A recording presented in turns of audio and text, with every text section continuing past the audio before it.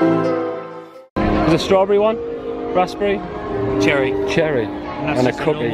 Chocolate chip cookie. Way to Still do warm. it. So we've swapped parks. We're now in Hollywood Studios and we have refreshment. Now we're moving on to do character greets.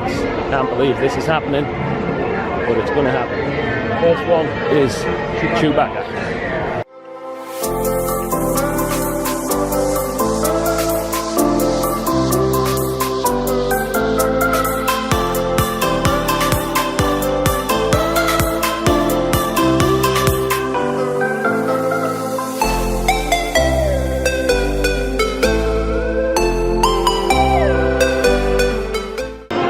How long are we waiting for? About 45 minutes. 45 minutes. This is all Jack's fault. It would never have normally happened, but we are meeting Chewbacca.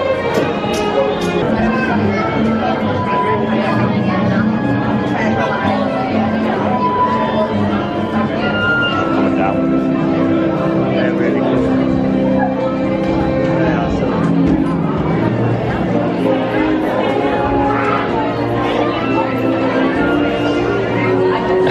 They were moving someone on. better trade data, wing missions. Yeah. We're just obsessing over Elite Dangerous in the Chewbacca queue.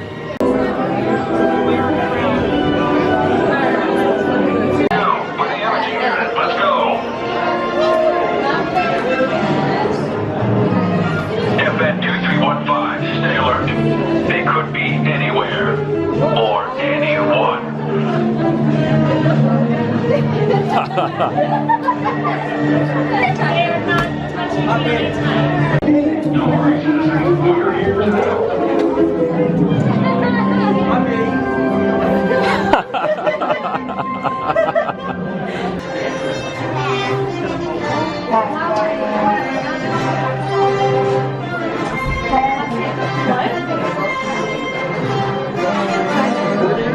It's recording it.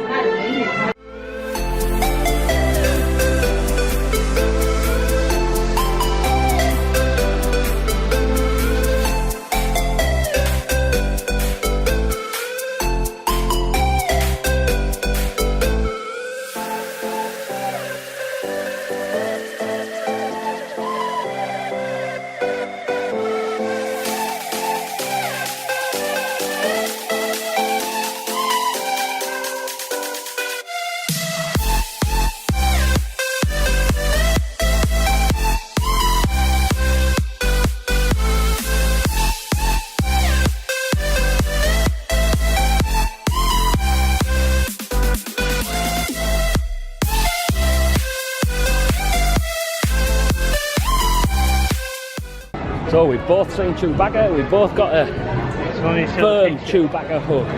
Yeah, let's play the focus game, see if we can show the picture. There we go. There's at least Jack getting a firm Chewbacca hug. Going into Pixar Studios. So that'll be very full. But the interesting thing about Pixar Studios is at the end we'll hit the work on the new area for Toy Story. Oh, do you want to go in here and see the map? So we're going to go and see if we can see the Star Wars plants.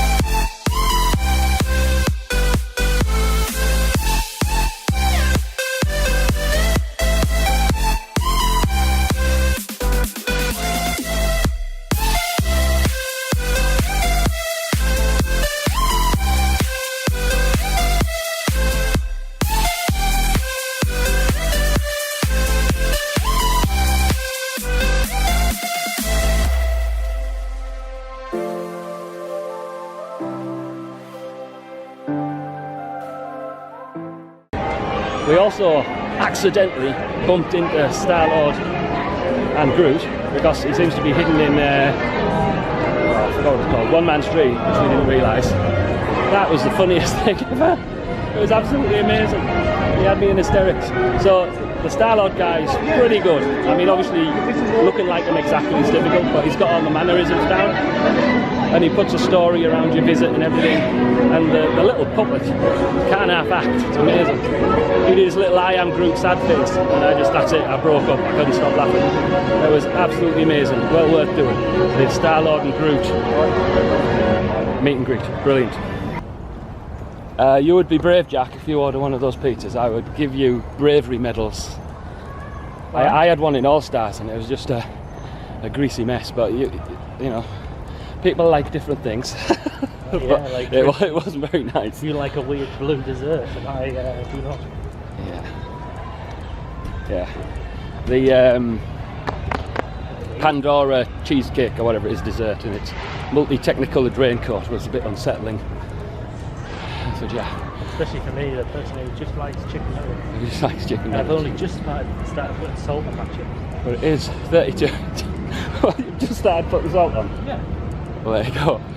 32 degrees, 3:30, time in the pool, and then, as I said, evening in Animal Kingdom. Hello, I'm just completing an amble around the lake that separates Pop Century from Art of Animation. And between the afternoon and evening slots of day 5, as you are aware, just give me a second, we have a vehicle. There we go.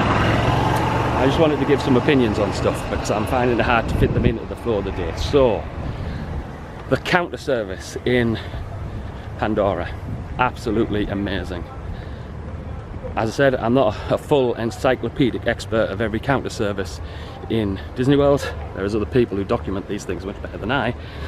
But on the experiences I do have, that counter service restaurant in Pandora, which I don't so much forget the name, I just don't want to try and pronounce it, is absolutely amazing.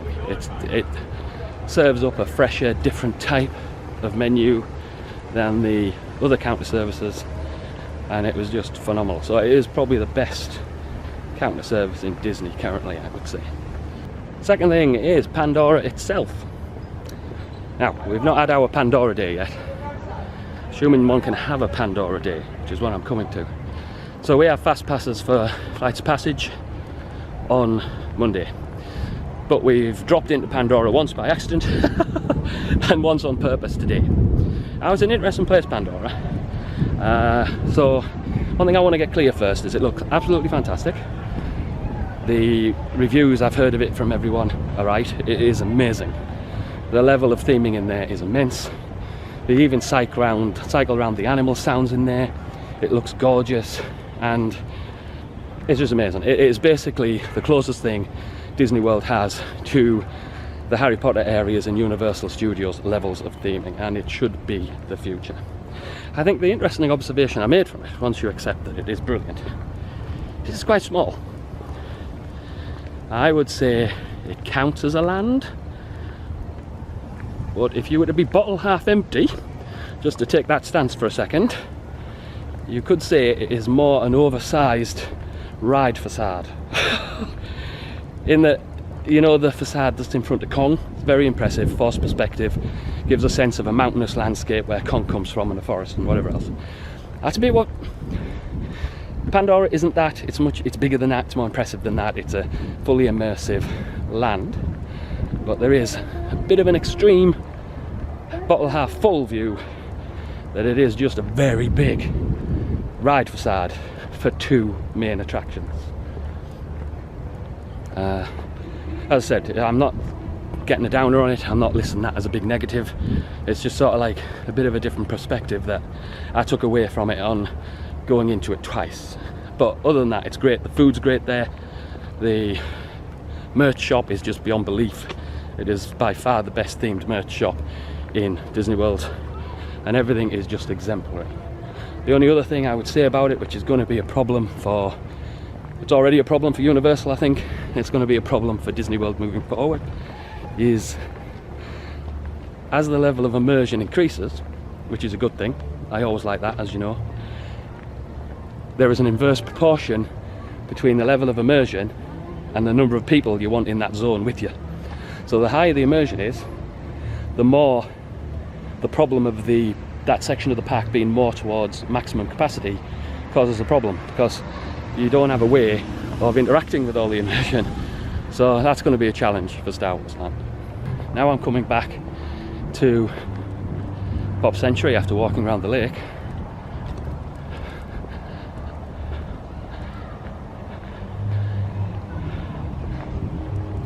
I will join back up with Jack. We have slightly different profiles. I tend to relax by going by the pool and having a swim. He tends to relax by staying in the room and watching things on YouTube or something like that. Basically, well, he's like a vampire or something like that. He can't go outside in the sun, or at least can't go outside and sit still in the sun, apparently. You may also notice sometimes it's only me eating. So that's out of animation over there. It isn't, we're both eating, it's just we're having to eat separately, because he basically eats at the very basic counter service, you know, basic burger, basic nuggets, basic pizza. So even things like the counter service in Pandora was too much for him. So yeah, anyway, I'm about to meet up with Jack and the evening session will begin, which is Animal Kingdom. So we are off to the Animal Kingdom. Clouds have moved in a bit, but we'll cross our fingers. So it's primarily going to consist of Rivers of Light and then the Kilimanjaro Safari at night. That pretty much takes up the whole of the nighttime slot, because it doesn't get to nighttime till about 8:30. Then our fast pass kicks in for Rivers of Light, and then we'll have to shoot on over to Kilimanjaro Safari, which is anything from 8:30 to 9:30. So that is going to be going on one of the last safaris, because the park in theory closes at 9:30. So we will be out at park closure and all the fun of that entails. So let's see how it goes. But I've not seen Rivers of Light, so no doubt I'll have a take on it afterwards, and neither have I done the nighttime safari, so we all like new stuff, so looking forward to that. Well, at least you'll get the lightning and the thunder.